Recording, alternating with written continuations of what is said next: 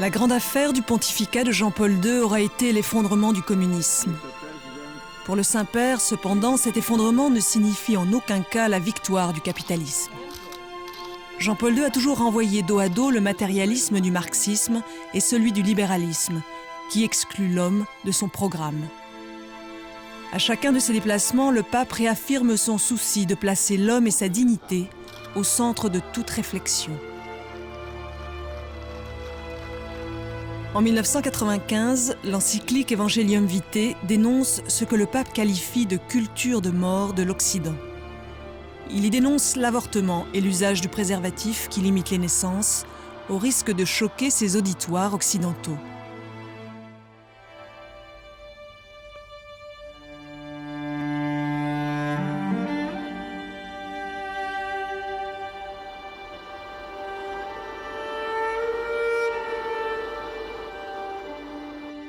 « 1984, visite au Canada. À sa descente d'avion, Jean-Paul II embrasse le sol, comme il en a pris l'habitude depuis son premier voyage en Pologne en 1979. Ce geste se veut le signe de la présence de Dieu dans chaque pays.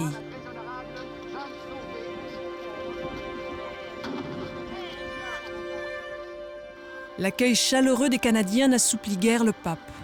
Depuis octobre 1979, date de son premier voyage aux États-Unis, son message envers les populations occidentales n'a pas changé. Puisque Dieu est source de toute vie, l'homme ne saurait interférer sur elle. De là découle, selon Jean-Paul II, l'opposition à l'avortement, à la contraception artificielle et tout ce qu'il appelle les errements de la vie moderne. Selon ces termes, l'homme ne doit pas chercher dans son expérience et sa raison les réponses aux problèmes du monde moderne. Il doit s'en remettre au message du Christ. Les Québécois sont issus d'une histoire marquée par le catholicisme. Leur accueil est enthousiaste.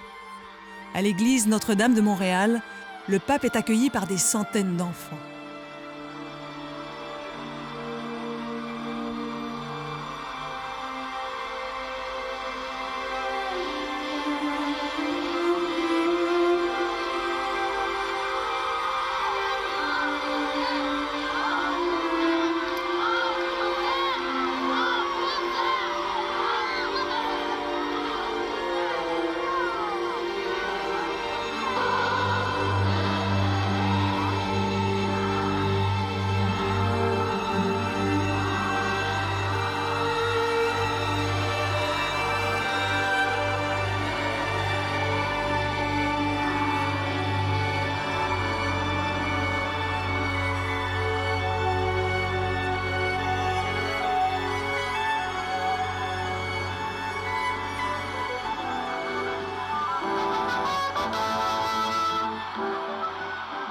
Le pape arrive au stade olympique, où il est accueilli par 60 000 jeunes âgés de 16 à 25 ans.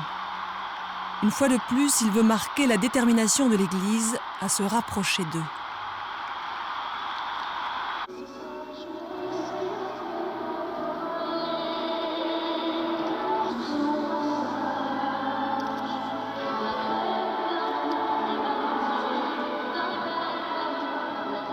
« 2400 jeunes participent au spectacle créé en l'honneur du Saint-Père qui s'inquiète de la crise économique et du déferlement de la violence.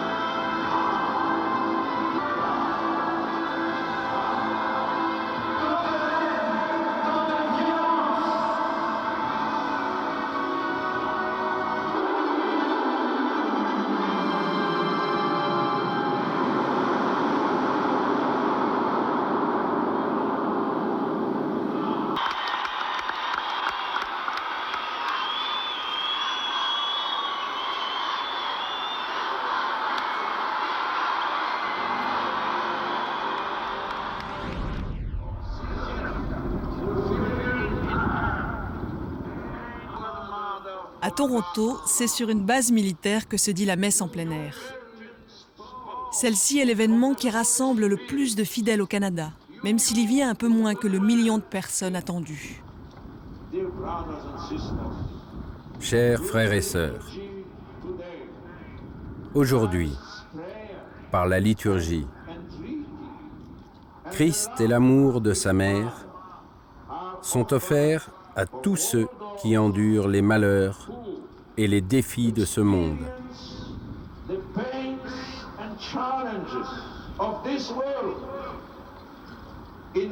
De plus en plus assujettis à une conception matérielle et à long terme inhumaine de la vie.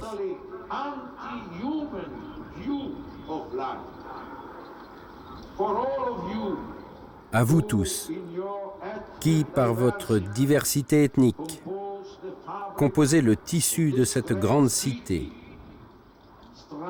en cherchant à rester fidèles à vos origines, tout en luttant pour vous exprimer de manière plus unie.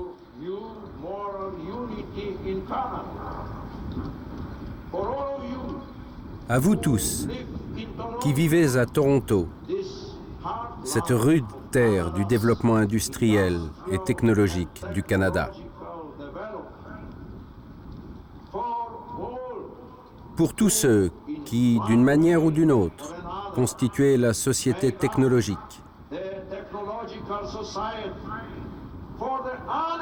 Pour tous les chômeurs et tous ceux d'entre vous qui sont pris dans l'engrenage de la crise économique et souffrent de ses effets sur la société.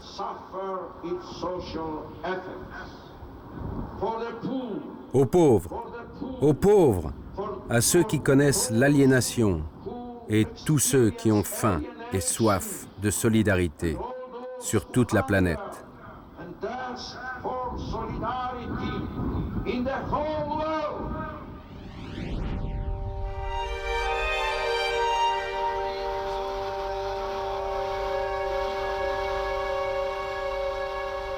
Dans l'avion qui le conduit à Fort Simpson, dans les territoires du Nord-Ouest, le pape prépare son auditoire à ce qui sera le cœur de son message au Canada, le respect du droit des autochtones, de leur culture et de leur spiritualité.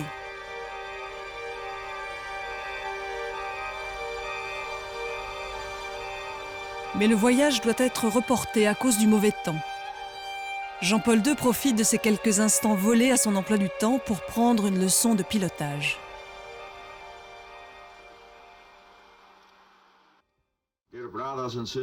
Chers frères et sœurs, que Dieu notre Père et Jésus-Christ vous donnent la grâce et la paix.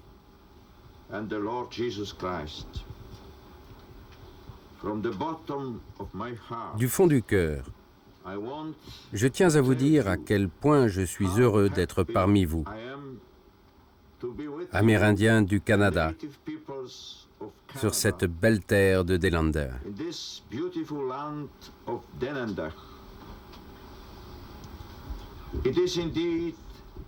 C'est un véritable honneur pour moi d'être invité à me joindre à vous pour cette cérémonie profondément émouvante dont la plupart des participants ne sont pas catholiques.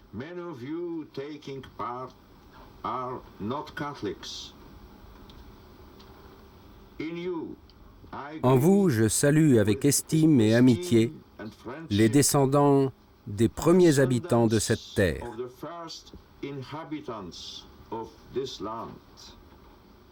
Qui vivent ici depuis des siècles et des siècles.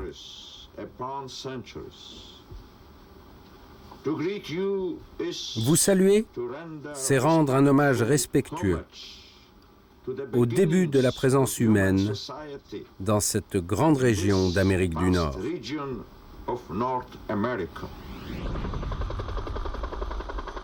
Le pape se rend à Sainte-Marie-des-Hurons pour rencontrer les populations amérindiennes du Canada. Il visite le sanctuaire où sont enterrés 2 saints martyrs canadiens, 2 jésuites partis évangéliser ces populations.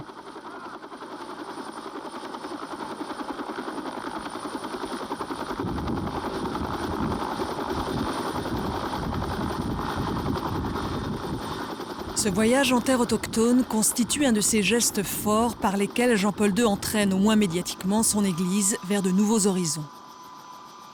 Jean-Paul II tient à porter l'Évangile à ces populations sous une forme acculturée, c'est-à-dire adaptée à leur univers mental et culturel.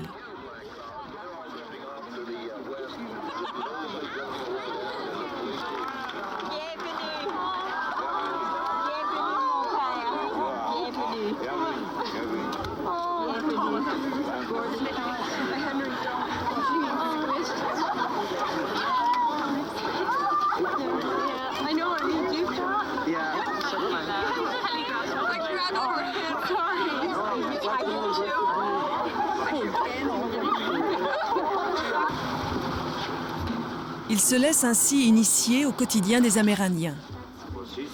C'est pour s'asseoir par terre, s'asseoir au centre.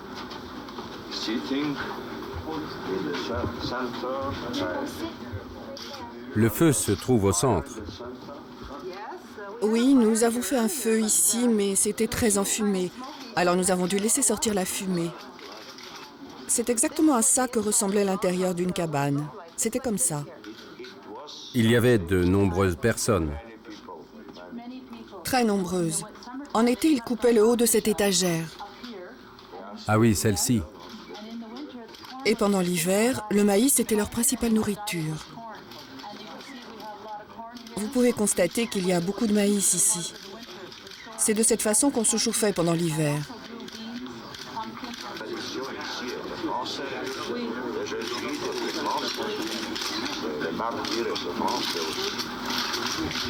Alors, ils ont parlé avec vous, les Français. Ils ont appris votre langue.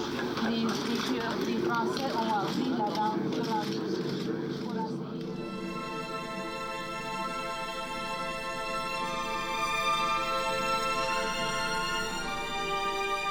En 1995, le pape retourne aux États-Unis.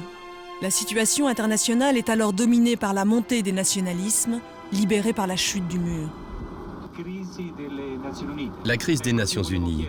Cette crise s'est particulièrement manifestée lors de la guerre en ex-Yougoslavie. Que peut-on faire 50 ans après la fondation des Nations Unies? Que peut-on faire pour renforcer la présence des Nations Unies dans le monde?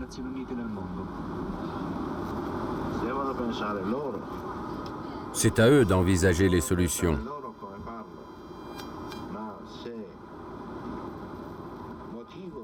Mais si les Nations Unies ont été fondées dans le but de protéger la paix dans le monde, alors ils doivent se soucier très sérieusement de pouvoir intervenir de façon pacifique et dissuasive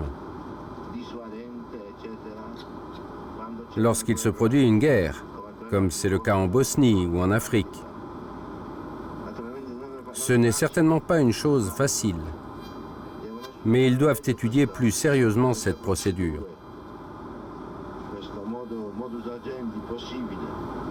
L'avion doit atterrir à New York, où le pape est attendu devant l'Assemblée générale de l'ONU. Dans son homélie aux ambassadeurs du monde entier réunis à l'ONU, Jean-Paul II s'inquiète de la montée des particularismes nationaux ou ethniques. Il voit dans ces raidissements une peur du futur, la recherche d'un contrepoids aux tendances à l'uniformisation nées de la mondialisation.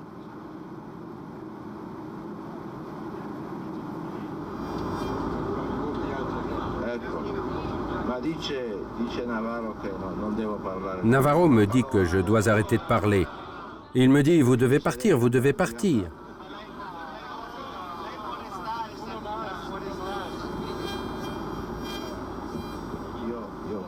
Je pense qu'il regrettera beaucoup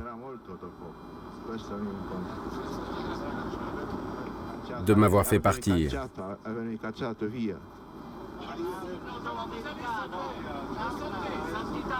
Votre Sainteté, pouvez-vous nous exposer les raisons du Synode des Amériques?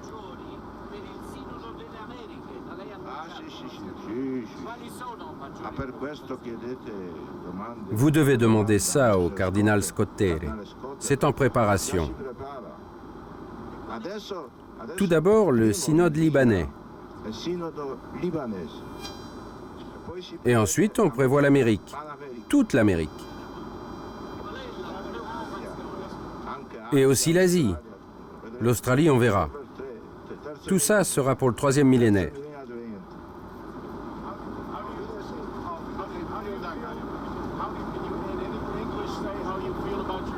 Comment appréhendez-vous votre voyage à New York et dans le New Jersey? J'ai de bons amis là-bas, de bons amis. Beaucoup de bons amis. Merci, au revoir.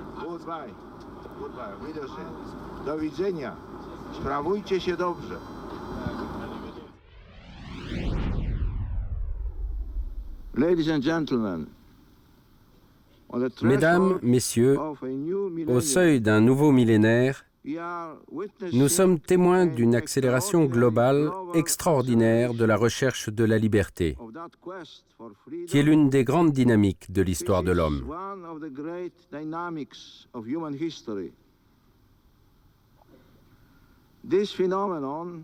Ce phénomène ne se limite pas à une partie du monde.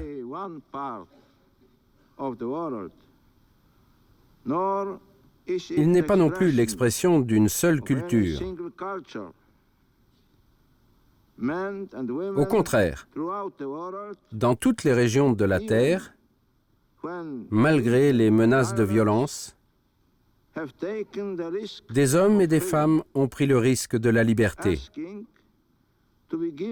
demandant que leur soit reconnue une place dans la vie sociale, politique et économique, à la mesure de leur dignité de personnes libres.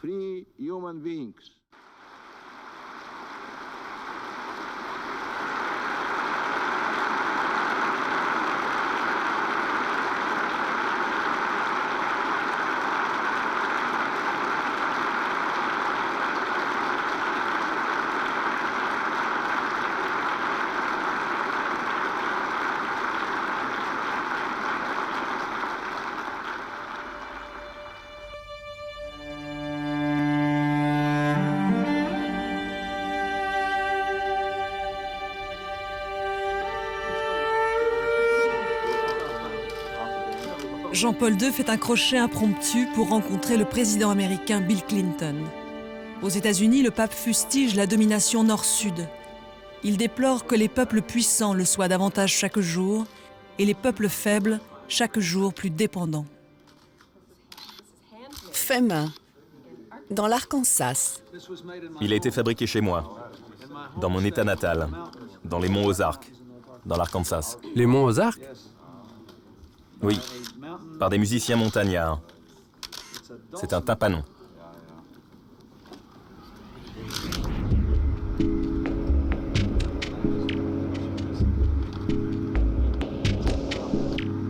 À nouveau, le pape se fait l'apôtre du retour nécessaire aux valeurs du véritable humanisme transmises par la foi chrétienne.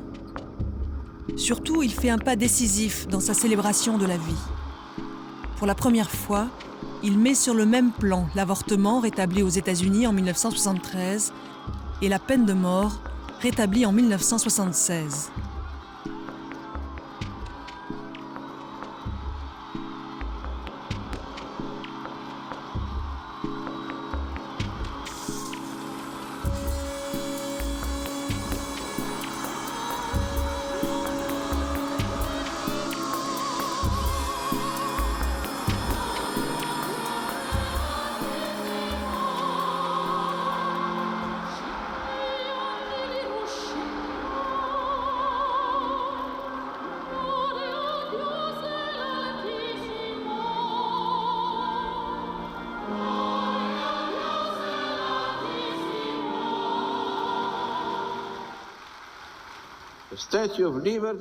La statue de la liberté et le poème qui la célèbre.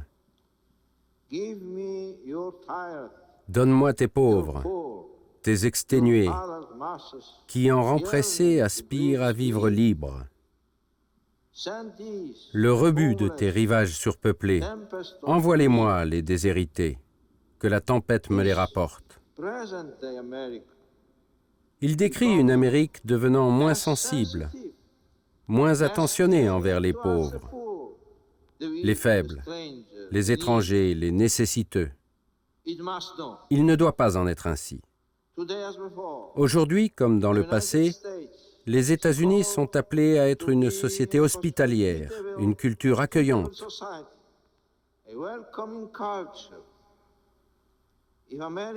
Si l'Amérique aspire à devenir elle-même, que cela ne marque pas le début de la fin de ce qui constitue l'essence même de l'expérience américaine.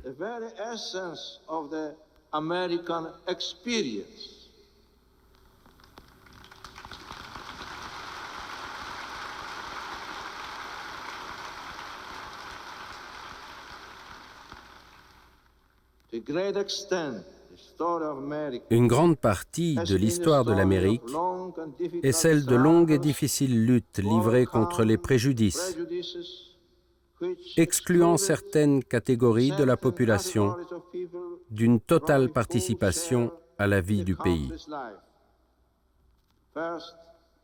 Tout d'abord, la lutte contre l'intolérance religieuse, puis la lutte contre la discrimination raciale et en faveur des droits civils pour tous.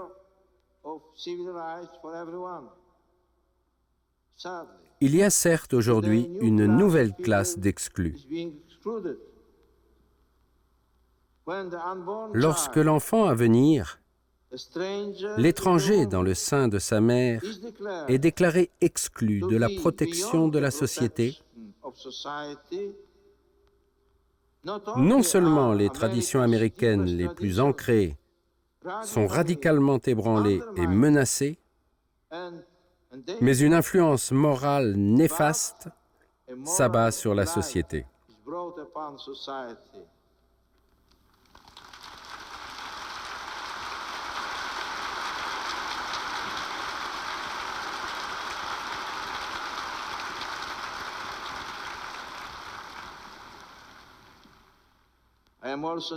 Je pense aussi aux menaces concernant les personnes âgées, les handicapés et tous ceux qui apparemment n'ont aucune utilité sociale.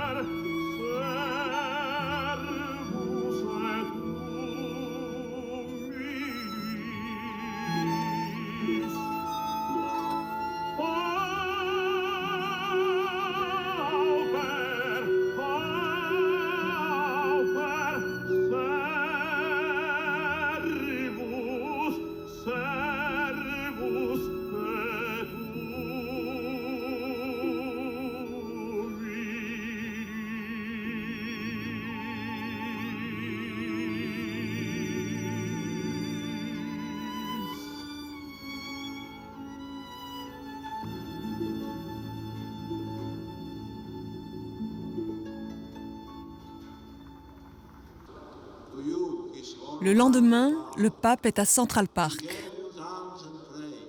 Il prit le pain, le rompit et le donna à ses disciples en disant « Prenez et mangez, car ceci est mon corps livré pour vous en offrande. »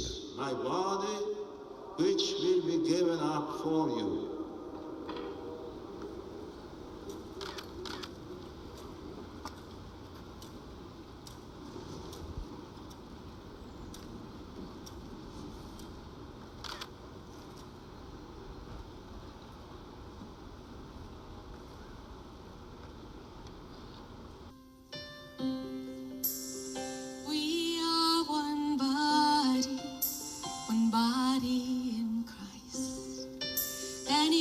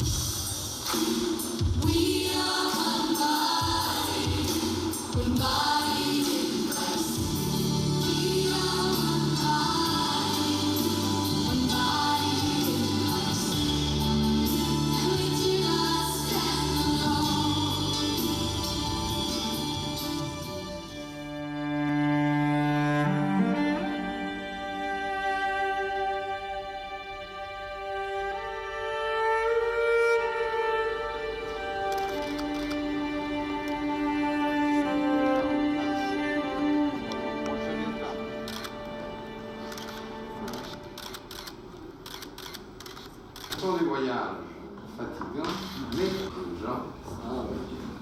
que c'est une fatigue qui vaut vraiment la peine. Avoir un accueil extraordinaire. Tout le monde a convergé vers l'esplanade.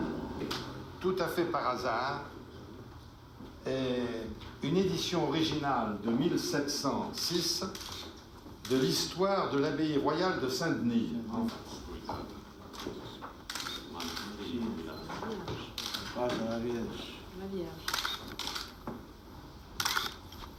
Ah, c'est super.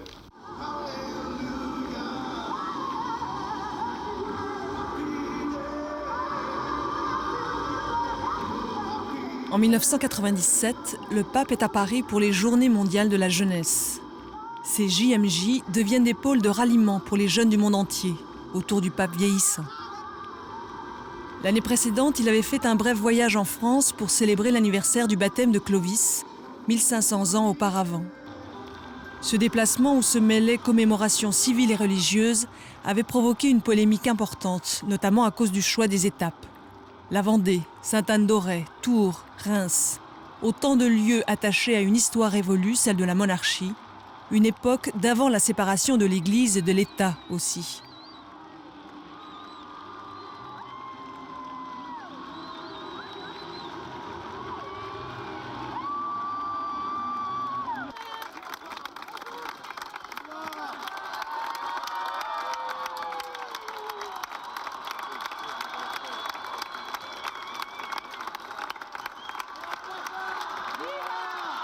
C'est Monseigneur Lustiger, le grand ordonnateur des cérémonies. Il est à la tête du prestigieux diocèse de Paris. Il a été remarqué par le pape dès le début de son pontificat parce qu'il était l'auteur d'un mémorandum sur l'Église de France. Il dénonçait dans ce texte à la fois les catholiques progressistes et les disciples de l'évêque ultra-conservateur Monseigneur Lefebvre.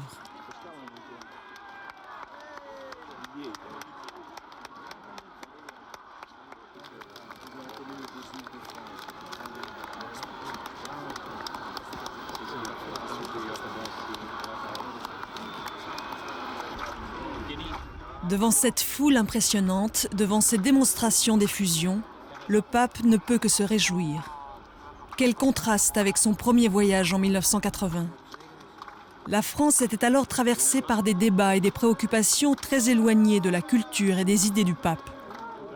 Depuis 1974, l'avortement avait été légalisé et la révolution féministe des années 60 avait influencé toutes les couches de la société, y compris l'Église, où les femmes revendiquaient une place à part entière. Devant une foule nettement moins importante que celle rassemblée aujourd'hui, le pape avait eu ces mots célèbres. « France, fille aînée de l'Église, es-tu fidèle aux promesses de ton baptême ?»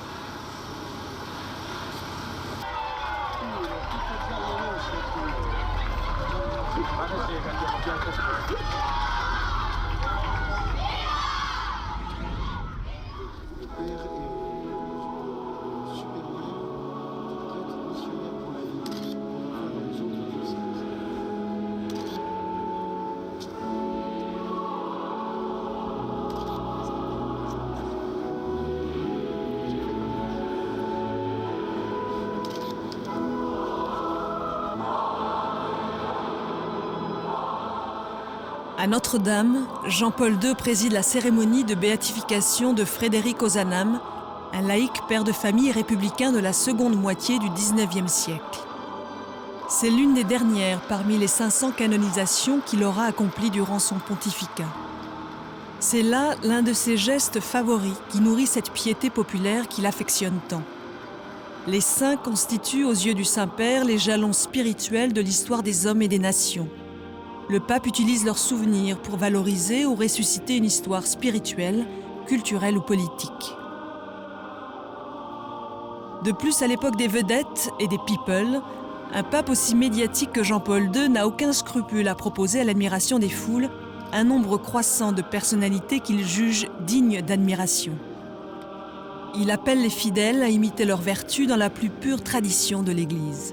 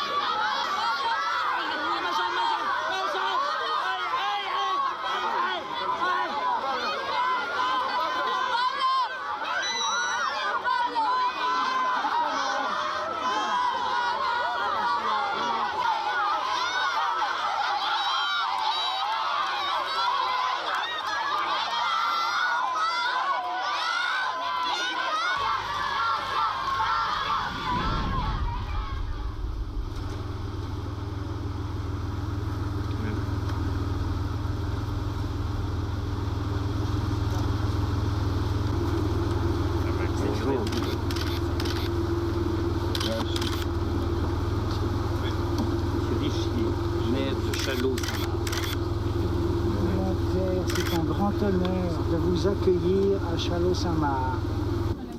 En marge de son voyage officiel, le pape a décidé d'aller se recueillir sur la tombe du professeur Lejeune. Ce médecin et chercheur a isolé le chromosome de la trisomie 21.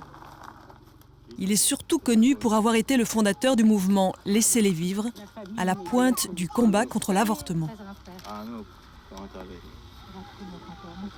On est très heureux. Jean-Marie, tu viens? La veuve du professeur Lejeune entend présenter au Saint-Père l'ensemble de ses nombreux enfants et petits-enfants, parmi lesquels l'ancien ministre UMP Hervé Guémard. Jean-Thomas. En 1993, le cardinal de Courtrai, primat des Gaules, n'avait pas hésité à défendre une militante du mouvement du professeur Lejeune, poursuivie en correctionnel pour avoir violemment perturbé l'activité d'un centre d'interruption volontaire de grossesse. Quelques années auparavant, ce même de Courtrai s'était opposé à une campagne du gouvernement français pour favoriser l'usage du préservatif chez les jeunes. Le petit archange. Raphaël, qu'est-ce que tu disais au Saint-Père? Je t'aime. Et Louis-Marie. Louis-Marie. Louis-Marie. Bien. Il n'aime pas le plus jeune. Oui, oui, non, bien sûr. Oui. Ici. Du petit bien-né. Merci, Père Saint-Père. Melchior. Melchior. Melchior. Vianney, Virgile, Biesine, Elle est ma privatiste. Très bien. Vendrille. Sixtine. Théophane, Théophane. Théophane. Teresa, Incline davantage. Voilà. Erwan, Erwan. Oui, si. Voilà. Et Vianney. Vianney. Bonjour, bon après-midi. Merci, sympa. Troisième, c'est mon plus jeune fils Thomas, avec ses 2 enfants et sa femme. Reculez-vous les chéris maintenant, pour qu'on puisse prendre des photos. Bon après-midi. Je m'appelle Thomas et ça c'est Jérôme. Jérémine. Elle a quel âge? 4 mois. 4 mois. Bien. Madame Isabelle. Qui s'appelle? Et Emma. Emma. Ouais. Vous êtes Isabelle. Oui, Isabelle, la femme de Thomas. Ah bien. C'est la troisième.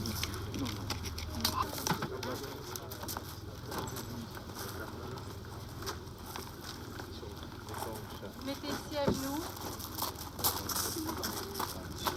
Les enfants, vous venez.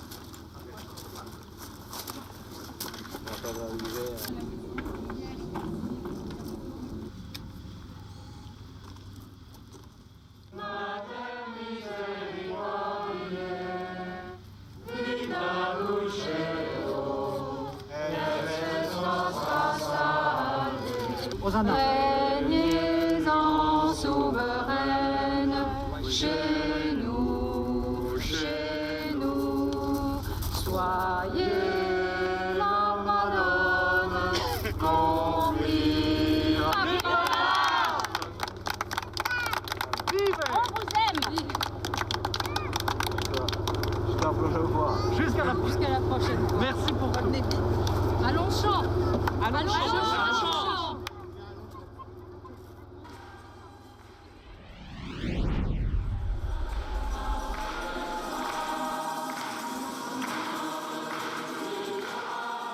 Tandis que les rues de Paris sont prises d'assaut par des jeunes venus de tous les coins de la planète, une messe est célébrée à l'église Saint-Étienne-du-Mont avec des représentants des délégations du monde entier.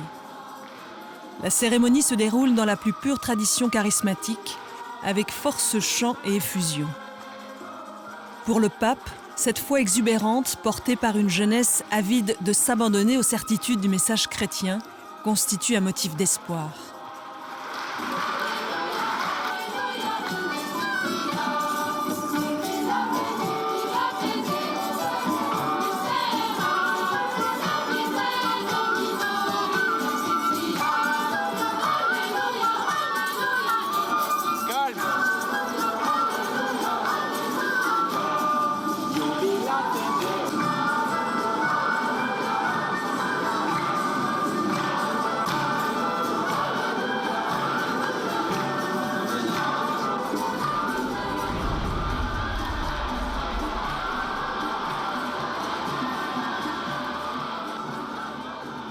Les fidèles ont commencé à se rassembler à l'hippodrome de Longchamp pour la veillée.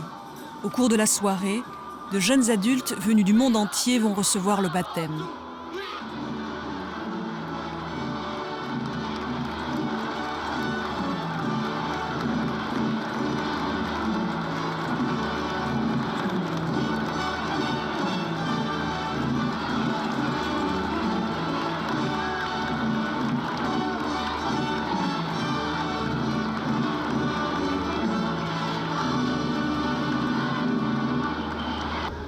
À retrouver cette source de vie qui réside en nous si nous avons reçu déjà cette grâce de la fontaine baptismale. Désiré à Ouïgouya, sa famille est catholique. Et depuis son enfance, il désirait être baptisé. Enfin, c'est possible maintenant. Désiré. Et aujourd'hui, voilà la joie de recevoir du pape la grâce de la nouvelle naissance.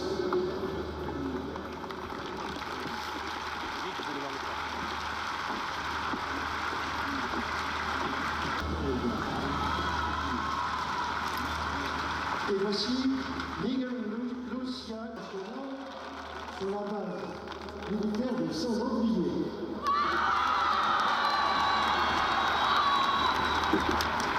Arnaud, vous avez cité, il a pris contact avec l'aumônerie en demandant à être baptisé, et il a appris à accueillir l'amour de Dieu. Maintenant, il veut être témoin de cet amour.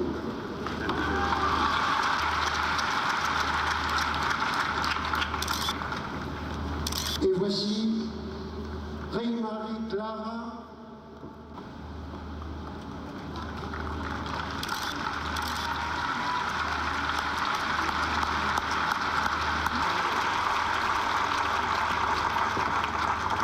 Voici maintenant le parrain d'Arnaud.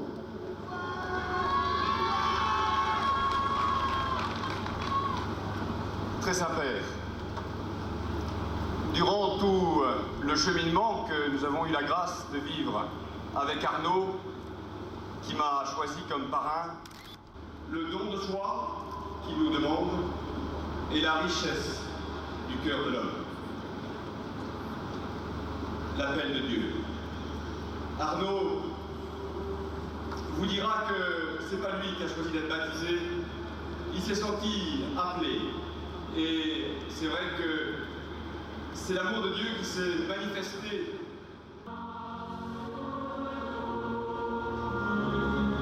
L'idée des JMJ a pris racine pas très loin de l'hippodrome de Longchamp, au Parc des Princes. C'était en 1980, au terme du premier séjour du pape en France.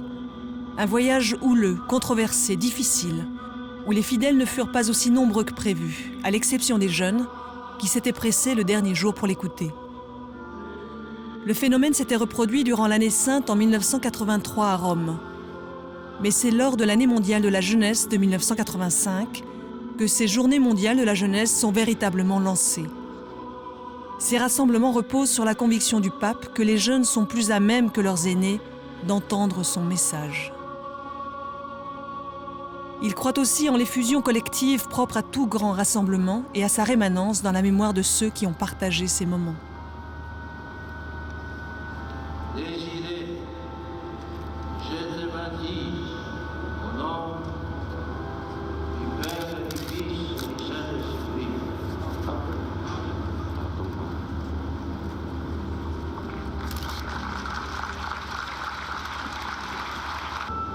Arnaud, je te baptise au nom du Père, du Fils et du Saint-Esprit.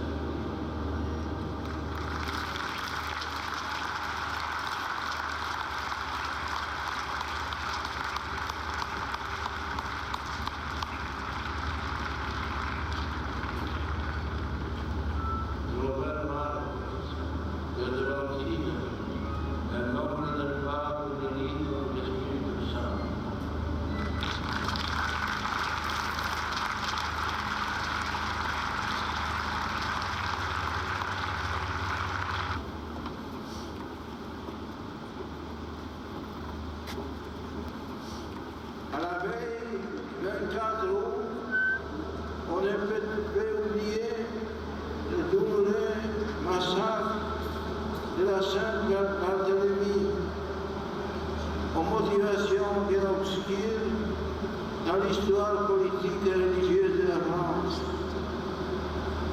Les chrétiens ont accompli des actes que l'Évangile réprouve. Si j'évoque le passé,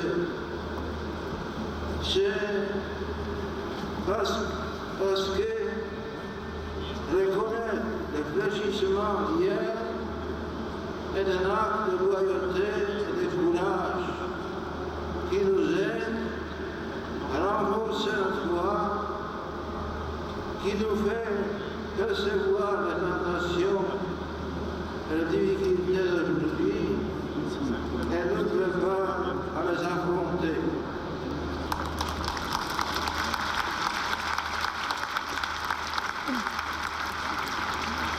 L'appartenance à différentes traditions religieuses ne doit pas constituer aujourd'hui une source d'opposition ou de tension.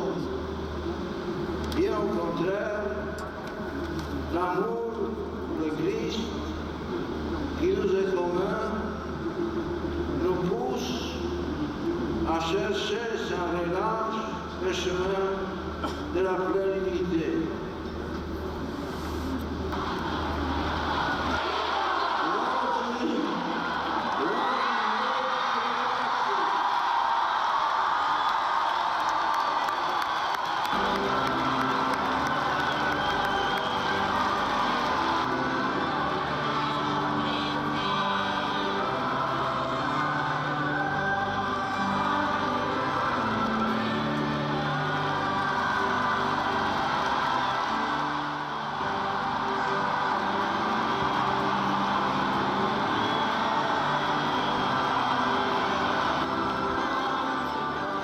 Au matin, après une nuit sans sommeil pour beaucoup d'entre eux, les jeunes s'apprêtent à recevoir le message papal.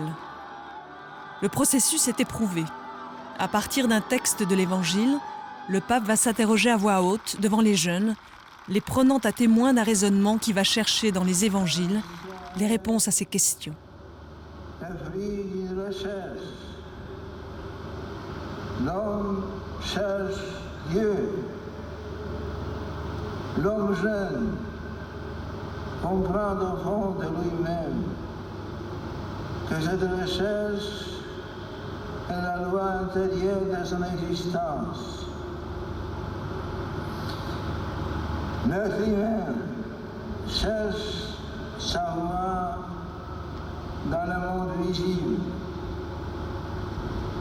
Et à travers le monde visible, il cherche l'invisible au long de son voyage spirituel. Chacun de nous peut redire des paroles psalmistes. C'est ta face, Seigneur. C'est ta face que je cherche. Ne me cache pas ta face.